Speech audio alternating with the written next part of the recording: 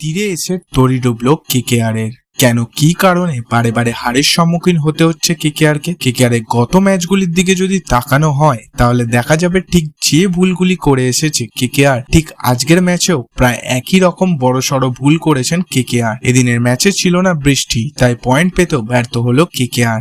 ক্যাপ্টেনের অনবরত ভুল যা কেকেআরকে হারাতে বাধ্য করছে প্রতিটি ম্যাচ। ইডেন গার্ডেন্সে আয়োজিত এই ম্যাচের প্রথমে ব্যাট করতে নেমে কলকাতা নাইট রাইডার্স রান করেন 182। এই ম্যাচে লখনৌ 7 উইকেট হারিয়ে শেষ বলে জয়লাভ করলো। লখনৌ এই জয়ের নেপথ্যে অবশ্যই মূল কারিগর মুকুল চৌধুরী, তবে আয়ুষ বাদনী 34 বলে 54 রান করেন। এছাড়াও এইডেন মার্কারাম করলেন 22 রান। অন্যদিকে কলকাতা নাইট রাইডার্স এর হয়ে দুটো করে উইকেট শিকার করলেন অনুকূল রয় এবং বৈভব আরোরা। অন্যদিকে সুনীল নারিন, কার্তিক ত্যাগী এবং ক্যামেরন গ্রিন একটি করেই উইকেট নেন। চলতি মরশুমে 4 ম্যাচের মধ্যে এই নিয়ে তৃতীয় ম্যাচে গোহারা হারল কেকেআর, তবে আঙুল কিন্তু রাহানের দিকেই।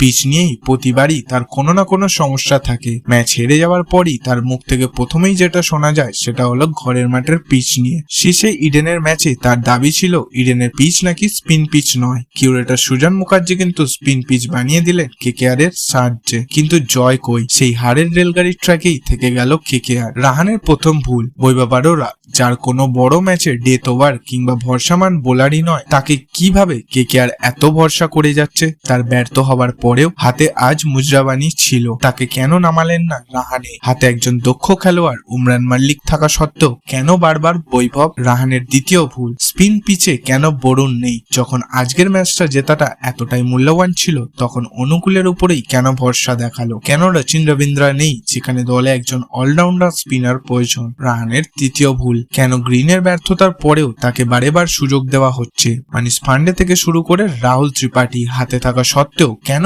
গ্রিন? ম্যাচের ডেথ ওভারে যদি মুজরাবানি থাকতেন তার অভিজ্ঞতা অবশ্যই কাজে লাগতো। ম্যাচে যদি আজ বরুণ থাকতো তাহলে উইকেট অনেক আগেই পড়তো। যেখানে জিততে মরিয়া থাকতো এলএসজি, আর সেখানেই একের পর এক ভুল করতো লখনৌ সুপার জায়েন্টের ব্যাটসম্যানরা।